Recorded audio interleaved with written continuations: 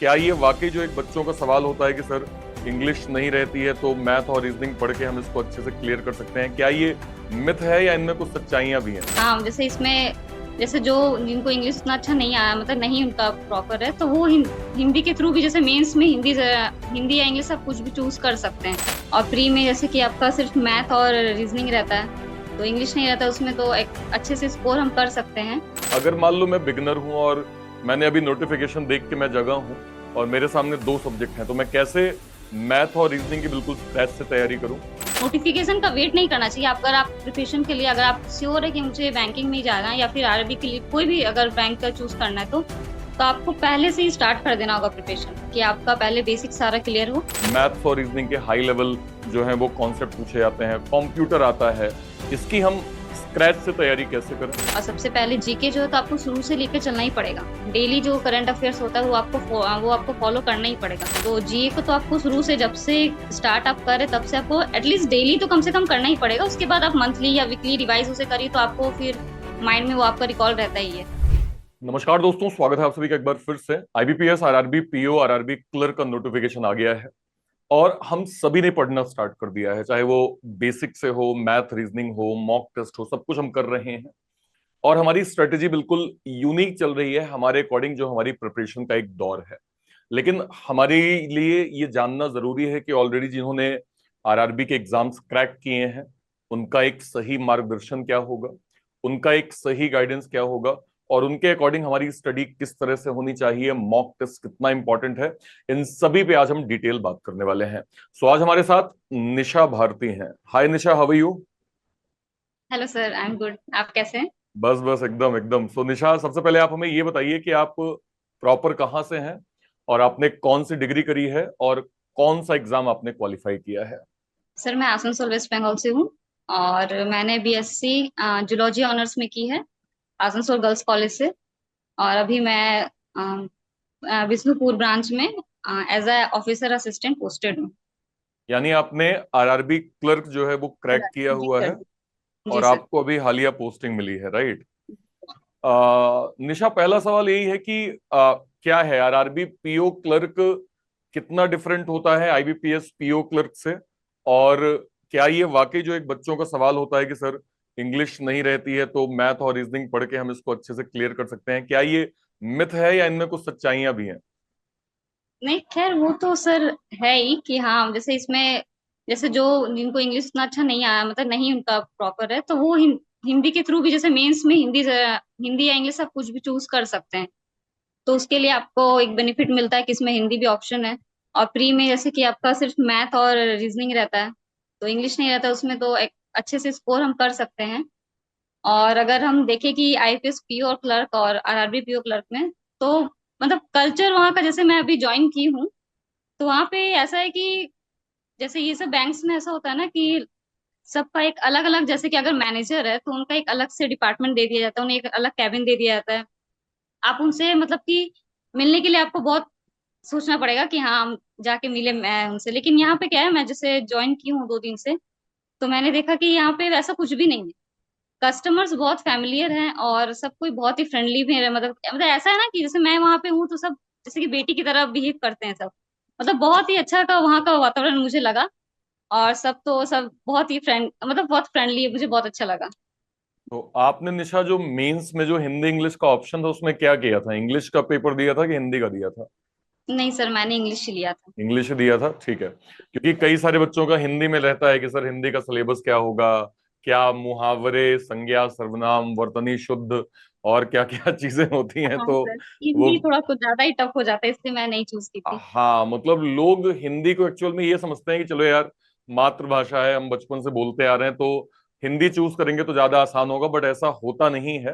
नहीं नहीं, ग्रामेटिकल बिल्कुल। पार्ट, व्याकरण का पार्ट काफी जो है वो लेंदी उसमें आ जाता है। सो पहला सवाल निशा यही है कि अगर मान लो मैं बिगनर हूं और मैंने अभी नोटिफिकेशन देख के मैं जगा हूं और मेरे सामने दो सब्जेक्ट हैं, तो मैं कैसे मैथ और रीजनिंग की बिल्कुल स्क्रैच से तैयारी करूं? सर, पहले जैसे कि जब कोई एस्पिरेंट स्टार्ट करता है तो पहले तो सिलेबस पूरा चेक करना चाहिए, क्या है क्या नहीं है। उसको पूरा सिलेबस गो थ्रू करना चाहिए। उसके बाद अपनी प्रिपरेशन, नोटिफिकेशन का वेट नहीं करना चाहिए। अगर आप प्रिपरेशन के लिए, अगर आप श्योर है कि मुझे बैंकिंग में ही जाना है या फिर आरबी के लिए कोई भी अगर बैंक का चूज करना है, तो तो आपको पहले से ही स्टार्ट कर देना होगा प्रिपरेशन, कि आपका पहले बेसिक सारा क्लियर हो, जिससे कि अगर नोटिफिकेशन आए तो उस टाइम में आप मैक्सिमम मॉक्स लगा सके। कि पहले से आपका प्रिपरेशन होना चाहिए, जितना भी बेसिक्स हो सारा क्लियर रहना चाहिए, और उस टाइम में सिर्फ आपको मॉक्स, ज्यादा से ज्यादा आपको मॉक्स पे ध्यान देना है। राइट। उसके अच्छा बाद फिर निशा, धीरे धीरे अपना हाँ जैसे निशा, अगर मान लो मैं मैथ्स में बहुत वीक हूँ और मैं अभी इनिशियल लेवल पे तैयारी कर रहा हूँ, तो मुझे जी मैथ्स को टाइमली कैसे कवर करूं मैं, ताकि मेरा सिलेबस भी कवर हो जाए, फिर मैं मॉक भी ठीक ठीक नंबर पे दे लूं, ताकि मेरी एक्यूरेसी मैथ के एग्जाम में अच्छे बन जाए। क्या करूं मैं? सर, जैसे मेरा भी मैथ्स उतना कुछ खास नहीं था, बट हाँ ऐसा है कि मैं बेसिक्स, जैसे कि एक एक टॉपिक ली तो उसको मैं स्टार्ट की जैसे बेसिक से पूरा। तो उसको फिर अच्छे से जितना भी है, पहले जितने भी जैसे प्री में जितने भी क्वेश्चंस आते हैं, तो उस तरह के क्वेश्चंस को पहले मैंने सॉल्व किया। उसके बाद फिर मॉक, जैसे कि जित सारे सब्जेक्ट का पहले मैंने धीरे धीरे कंप्लीट कर लिया। उसके बाद फिर मैं मॉक्स लगाने लगी, क्योंकि मॉक से क्या होता है कि आपको एक तो लाइव आपको पता चलता है कि आप कहाँ पे स्टैंड कर रहे हैं। और उसके बाद आपको उसमें डिफरेंट डिफरेंट बहुत सारे क्वेश्चंस मिलेंगे आपको, जैसे कि अगर आपने कोई, जैसे मान लीजिए स्पीड और जैसे टाइम डिस्टेंस का भी जैसे चैप्टर है, आपने उसको अच्छे से प्रिपरेशन कर लिया है, लेकिन उसके बाद भी जैसे कि आप मॉक दे रहे हैं तो एक दो क्वेश्चन ऐसा हो जाता है कि हमें नहीं आता है। तो आप उसको फिर से, जैसे उसमें आप जैसे कि नहीं आ रहा, आप छोड़ दिए, तो एनालाइज आप जब करिएगा तो आपको एक अलग मिलेगा कि हाँ ये क्वेश्चन एक ऐसा है जो हम नहीं प्रिपरेशन किए हैं। तो फिर उसको हमको समझने में प्रॉब्लम, जैसे अगर नेक्स्ट टाइम आएगा तो हम उसको समझने में कोई प्रॉब्लम नहीं होगा। तो इस तरीके से धीरे धीरे करके मैंने इसी तरह अपना सारा बेसिक्स क्लियर किया मॉक के थ्रू। तो मॉक तो खैर बहुत हेल्पफुल करता है। इस तरीके से मैंने क्लियर किया अपना। और रीजनिंग की तैयारी निशा कैसी थी आपकी? बिल्कुल स्क्रैच से आपने कैसे पढ़ा और कैसे अपना लेवल रीजनिंग में बेहतर किया? रीजनिंग के लिए तो सर आप ही है। क्योंकि और मैं रीजनिंग तो कहीं से भी मैं नहीं पढ़ी हूँ, बस जब से, जैसे कि पहले तो मुझे जब मैंने जब मतलब जैसे मैं इस जब फील्ड में आई थी, तो मैं देखी थी कि हाँ लग रहा था कि हाँ रीजनिंग हो जाएगा। लेकिन फिर जब बनाना स्टार्ट किया तो फिर बोला कि नहीं, पजल ही बहुत टफ रहता था। तो शुरू शुरू में तो जैसे कि आपका ही जो टॉप 10 का सेशन रहता था, वो तो सबसे बेस्ट ही है। उसी से आज मेरा पजल भी बहुत अच्छा हो गया। और रीजनिंग के लिए तो आपके अलावा मैंने किसी को भी नहीं, मतलब कोई भी टीचर से मैं नहीं पढ़ी हूँ। तो फर्स्ट ऑफ ऑल तो सारा क्रेडिट मेरा रीजनिंग के लिए आप ही को जाता है। और आपका जो टॉप 10 का सेशन था वो बहुत ज्यादा बेनिफिशियल था, क्योंकि जब मैं स्टार्टिंग में आई थी उस टाइम जैसे सब कमेंट करते थे, तो मेरा लास्ट में कम से कम 200 300 स्टूडेंट्स के बाद आता था। तो मैं सोचती थी कि पता नहीं मेरा नाम कब आएगा, कि हाँ उस टॉप 10 में आना, एक बोले ना कि एक जुनून जैसा था कि नहीं बस आना है किसी भी तरह से। बस एक महीना 1.5 महीना में होते होते टॉप 10 में फिर आ गई। बस सारा क्रेडिट रीजनिंग के लिए आप ही को जाता है। आपके जितने क्लासेस है, हाँ बस ये था कि कंसिस्टेंसी था। कंसिस्टेंसी था कि आपको मतलब क्लास को अच्छे से आपको फॉलो करना है, अपनी पढ़ाई को मेंटेन करके आपको चलना पड़ेगा। आप ऐसा नहीं कि हाँ आप आज की एक दिन क्लास कर रहे एक दिन छोड़ते रहे, ऐसा नहीं चलेगा। डेली जब जब भी जो भी क्लास है तो क्लास में आपको आना ही पड़ेगा। टॉप 10 का जो एक कॉन्सेप्ट है वो शायद बहुत सारे बच्चों को मे भी शायद ना पता हो। पजल का एक स्पेशल शो चलता है जो कि आपकी स्पीड पे बेस्ड होता है। अगर आपने पजल में अच्छी स्पीड करी है, अच्छा स्पीड मेंटेन किया है, तो उसका रिवॉर्ड आपको जो है वो एक टॉप लिस्ट के रूप में मिलता है। और हमारा उस शो का पर्पज यही है, क्योंकि देखिए पजल बेसिक से आपको आ रहा है, बहुत अच्छी चीज है, लेकिन अगर आप एग्जाम के डिमांड के हिसाब से पजल को स्पीड में नहीं कर पा रहे हैं, तो फिर आपका पजल आना या ना आना कोई मतलब नहीं है। तो मुझे बहुत खुशी है कि उस सेशन के माध्यम से हमने बहुत सारे टॉपर्स को देखे हैं, बहुत सारे टॉपर्स वहां से निकले हैं और आज अलग अलग बैंक में पोस्टेड हैं, जिसमें एक नाम निशा भारती का भी है। सो बहुत बहुत शुभकामनाएं निशा आपको इस चीज के लिए। सो थैंक यू। निशा, ये तो बात रही प्रीलिम्स की। मेंस की तैयारी हमारी कैसी होनी चाहिए? स्पेशली जैसे जीए सब्जेक्ट हो गया, जिसमें हमें पता है कि भाई इतना वास्ट सिलेबस है, मैथ्स और रीजनिंग के हाई लेवल जो है वो कॉन्सेप्ट पूछे जाते हैं, कंप्यूटर आता है, इसकी हम स्क्रैच से तैयारी कैसे करें? सर, मेंस के लिए तो आपको ऐसा नहीं कि वेट करना है कि हाँ जब प्री क्लियर हो जाएगा या प्री का रिजल्ट आउट हो जाएगा उसके बाद हम मेंस स्टार्ट करेंगे, नहीं। और सबसे पहले जीके जो है तो आपको शुरू से लेकर चलना ही पड़ेगा। डेली जो करंट अफेयर्स होता है वो आपको फॉलो करना ही पड़ेगा। क्योंकि लास्ट में पाएगा एक बहुत वास्ट सिलेबस हो जाता है कि 6 महीना 7 महीने का अप्रॉक्स हमें तो पढ़ना ही पड़ेगा। तो आप अगर सोचिएगा कि जब हमारा प्री क्लियर हो जाएगा तब हम पढ़ेंगे, तो उस तरह से होने वाला है नहीं। तो जीए को तो आपको शुरू से, जब से स्टार्ट आप कर रहे तब से आपको एटलीस्ट डेली तो कम से कम करना ही पड़ेगा। उसके बाद आप मंथली या वीकली रिवाइज उसे करिए, तो आपको फिर माइंड में वो आपका रिकॉल रहता ही है। तो जीए के लिए तो ये था, मैं भी इसी तरह डेली मतलब कि मैं डेली से क्लासेस को करती थी। और बाकी जो मेंस का है, मतलब मैं मेरा तो ये, जैसे कि मेरा ये थर्ड अटेम्प्ट में था, तो मतलब कि स्टार्टिंग में मैंने दिया नहीं था अच्छे से। मतलब फुल फ्लेज प्रिपरेशन मेरा 2 साल से चल रहा है। तो मेरा मेंस में थोड़ा सा प्रॉब्लम हो गया था कि मैं ज्यादा ध्यान नहीं दी थी, इसीलिए नहीं निकला, वरना तो मेरा पिछले साल ही हो जाता। बट आपको मेंस के लिए भी अच्छे से प्रिपरेशन करना पड़ेगा। जितना भी मॉक्स, जैसे कि क्लासेस तो है ही, सारे क्लासेस आप जिसको भी फॉलो कर रहे हो वो करिए, बट मॉक्स भी जरूरी है। लेकिन जैसे कि हमारे प्री में क्या होता है कि एक्यूरेसी बहुत जरूरी है, एक्यूरेसी जरूरी है, स्पीड जरूरी है, और मेंस में ना आपका बेसिक कॉन्सेप्ट बहुत जरूरी होता है कि आपको बेसिक्स क्लियर करना जरूरी है। तो इसीलिए आपको अच्छे से अपना बेसिक्स करना पड़ेगा मेंस के लिए। और ऐसा नहीं कि हाँ मेंस में हमको सारे क्वेश्चंस करने हैं, नहीं, आपको ऐसा करना है कि आपको समझना है कि हाँ वहां पे आपको समझना पड़ेगा कि कौन सा क्वेश्चन हम कर सकते हैं, कौन सा नहीं, उसमें आपको चूज करना पड़ेगा, ऑप्शंस आपको देखना पड़ेगा कि हाँ ये हो रहा है कि हमको ये करना है। ऐसा नहीं कि हम एक किसी में स्टिक हो गए तो फिर अब उसी के पीछे लगे हैं, तो आपका टाइम भी जाता है इस तरह से। तो आपको उसमें चूज करना पड़ेगा, क्योंकि सारा क्वेश्चंस नहीं हो पाता है, बहुत रेयर होता है कि हाँ आप कर पाते हैं। तो उसमें आपको अच्छे से देख के समझ के करना पड़ेगा। अच्छा निशा, मॉक टेस्ट कितना इम्पोर्टेंट है एक स्टूडेंट के लिए? और अगर कोई स्टूडेंट अभी बिगिनर है जो तैयारी कर रहा है, तो मॉक टेस्ट की वैल्यू को वो कैसे पहचाने? सर मॉक टेस्ट तो बहुत जरूरी है कि आप, कोई क्या होता है कि मॉक में आप एक तो आपको पता चलता है कि आप कहाँ स्टैंड कर रहे हैं। जैसे लाइव मॉक आता है, तो उसमें आपको पता चलेगा कि आप कितने लोगों के साथ compete कर रहे हैं और आप कहाँ पे स्टैंड कर रहे हैं।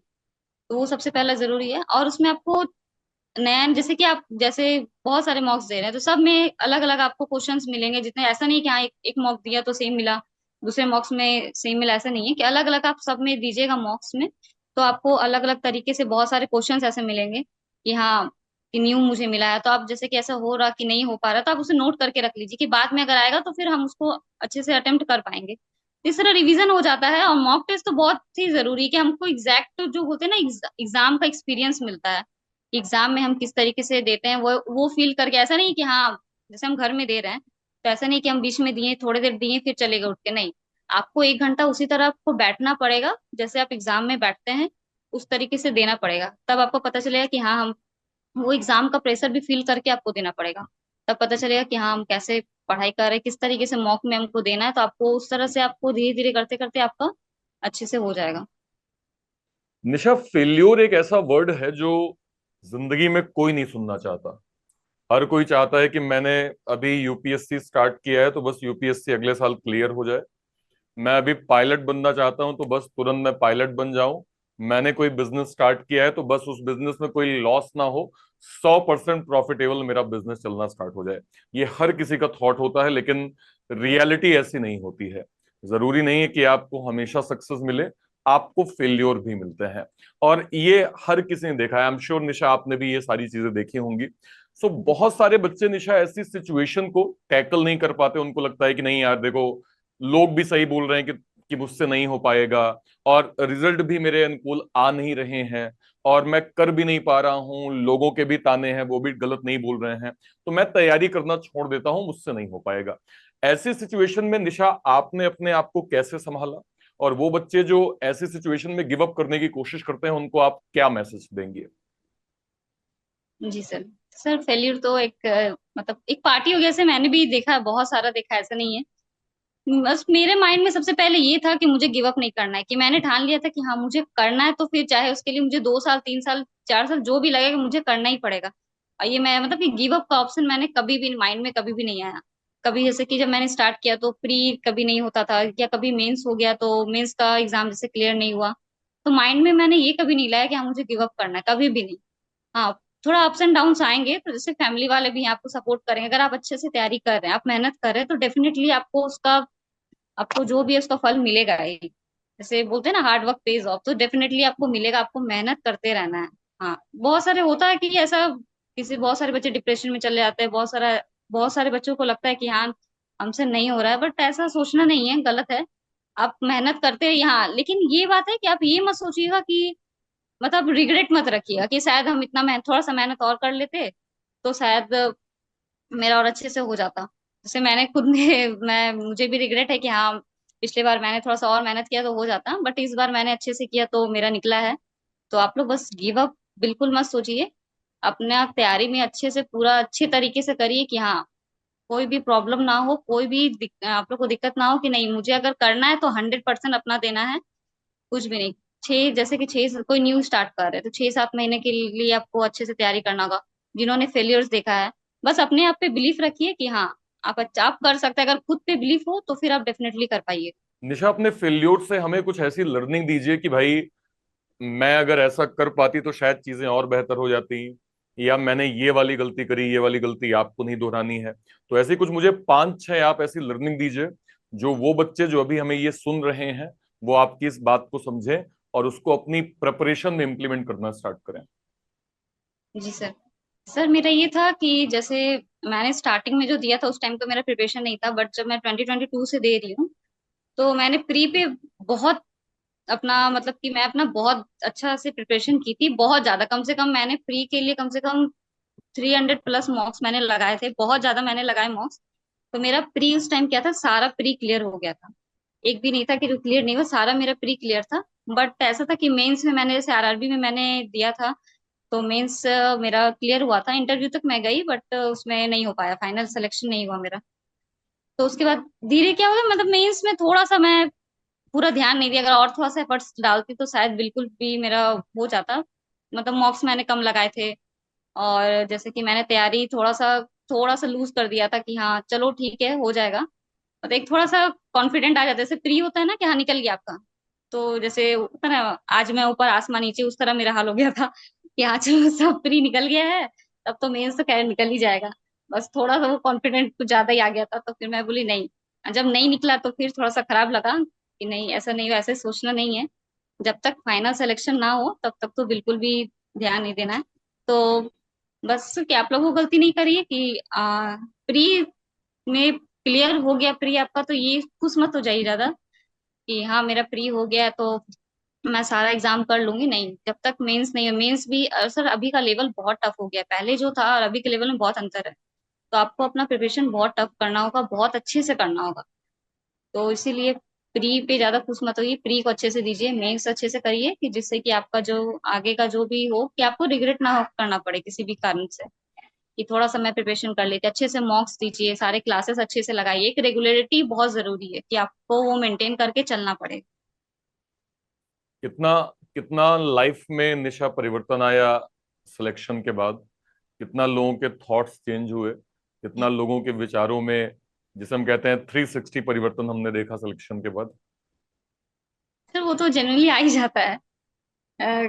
जैसे कि होता है ना कि आपका हो गया तो पहले लोग बोलते हैं अरे, मतलब मेरा ऐसा था कि मेरे आसपास में कोई मतलब कि क्रिटिसाइज कोई किसी ने नहीं किया मुझे। तो मैं कभी कभी सोचती थी कि सर बोलते हैं कि हाँ क्रिटिसाइज हो रहा था, अच्छा हो रहा है, मुझे तो कोई करता ही नहीं है। पता नहीं मेरा क्या सही हो रहा है कि नहीं हो रहा है। फिर मैं बोली चलो, कम से कम सबका सपोर्ट तो है। तो मुझे ये तो कभी फील नहीं हुआ कि हाँ क्रिटिसाइज लोग कर रहे हैं। बट चेंज ये हुआ है कि सबका नजरिया बदल गया कि हाँ तो पता था तो कर ही लेगी, इतना तो श्योर था कि कर तो हो ही जाना था। और आसपास में भी सब जैसे सब लोग है कि चलो बहुत अच्छा है, प्राउड मोमेंट है। कुछ भी अभी पूछना हो, कुछ भी अगर हम कर रहे हैं तो बोले हाँ हाँ सही है, सब सही करेगी। तो इस तरीके से है, थोड़ा चेंज क्या बहुत चेंज हो जाता है।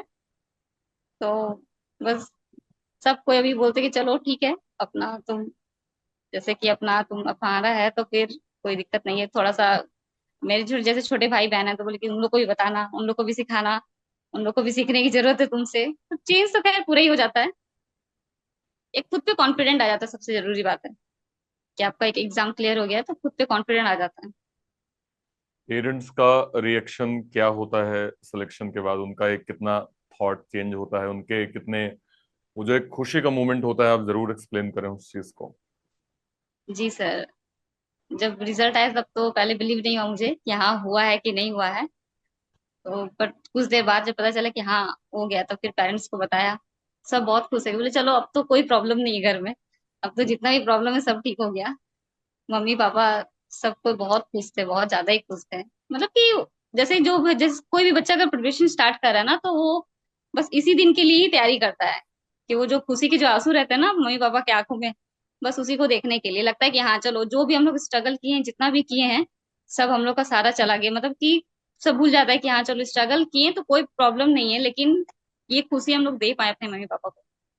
तो बस मुझे भी वही फील हो रहा था कि हाँ इतना स्ट्रगल ठीक है, कोई प्रॉब्लम नहीं है, बट आज मम्मी पापा खुश हैं, बहुत है। मतलब घर का जो भी प्रॉब्लम है सब क्लियर, सब ठीक हो जाता है। मतलब उनके माइंड में आ जाता है कि अब तो कोई प्रॉब्लम नहीं होगा। अब जो है तो खैर अब सब ठीक है, एक कम से कम गवर्नमेंट जॉब मिल गया है। अभी अभी बैंक ने निशा को सेटलमेंट किया था, है ना, और कुछ सैलरी का प्रमोशन करके उसका इंक्रीमेंट का नंबर भी बढ़ाया है। तो आप आरआरबी क्लर्क की अभी जो करंट सैलरी बन रही है आफ्टर सेटलमेंट, तो वो कितनी बनेगी? जैसे आपको अगर जब सैलरी रिसीव होगी तो क्या क्या नंबर्स होंगे सैलरी के? सर अभी तो सर खैर हम लोग के यहाँ पे वो उसका सेटलमेंट का कोई ये नहीं है, बोला कि आरआरबी में अभी नहीं आया है, कुछ महीनों के बाद आएगा। तो ऐसे तो जो चल रहा था उसी तरह, मतलब वही 36 से 40 के अराउंड में है, उसी के बीच में है।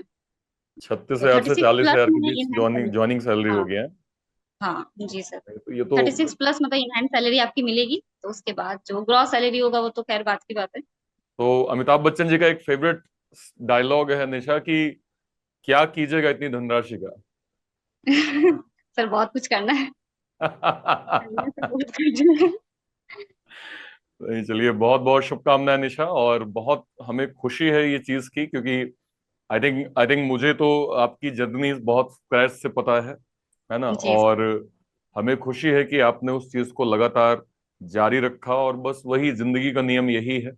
आप कुछ भी करना चाहते हैं, अगर आप कंसिस्टेंट हैं, तो वो आज नहीं तो कल, कल नहीं तो परसों आपको मिलेगा ही।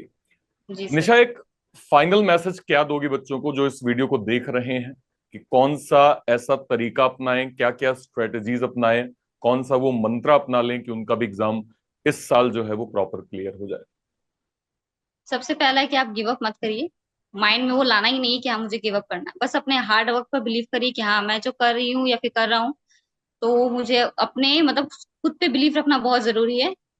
और जैसे अभी एक होता है ना कि फेल्यूर से लोग ये हो जाते हैं, तो अपने आप को हैप्पी रखिए, खुश रखना बहुत जरूरी है कि अपने आप में, जैसे कि खुश रहने से क्या होता है कि आपको पढ़ाई में भी मन लगता है।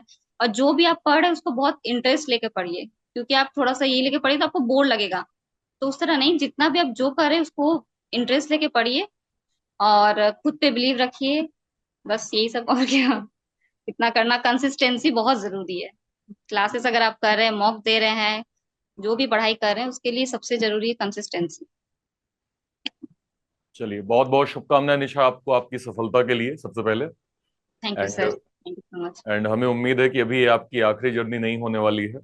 नहीं अभी सर, बिल्कुल नहीं। अभी इसके आगे भी कई मुकाम है जो आपको हासिल करने हैं। तो जी सर जी। उन सब चीजों के लिए भी बहुत बहुत शुभकामनाएं आपको, और मुझे उम्मीद है कि आगे की सफलता भी अब आपके लिए बहुत दूर नहीं होगी, है ना। जी sir. So thank you sir. So ये थी निशा जिनकी सक्सेस स्टोरी हमने समझी। हमने इनके स्ट्रगल के दिन पूछे, स्ट्रगल का जो एक कहानी है वो हमने सीखने की कोशिश करी। और मैं आपको यही कहूंगा कि फॉलो करिए, है ना यार। ये लोग अपने जिंदगी के वो अनुभव बताते हैं जो बहुत प्रेशियस होते हैं। एज अ टीचर हम तो आपको, चलिए, एक हमारा टीचिंग का एक्सपीरियंस है, हमारा प्रिपरेशन का एक्सपीरियंस है, लेकिन इनका एज अ फ्रेशर, मतलब अभी जस्ट ये बैंकर बने हैं, तो आपके लिए करंट में ये हमारे एक्सपीरियंस से ज्यादा बेटर एक्सपीरियंस हो जाता है। तो इनको आप फॉलो करिए, इनकी बातों को आप समझिए, है ना, क्योंकि ये वो दौर की चीजें आपको बता रहे हैं जो आपके साथ घट रही है ना। और थोड़ा सा भी आप इन चीजों को फॉलो करेंगे तो एट द एंड बैंकर बनने से आपको कोई रोक नहीं सकता है। चलिए, फिलहाल के लिए सेशन को ओवरऑल इतना ही रखते हैं। मिलते हैं नेक्स्ट सेशन में, जहां हम किसी और निशा के साथ होंगे और उनकी सक्सेस स्टोरी को बहुत अच्छे से सीख रहे होंगे। तो till then, bye bye, thank you so much, जय हिंद, थैंक यू।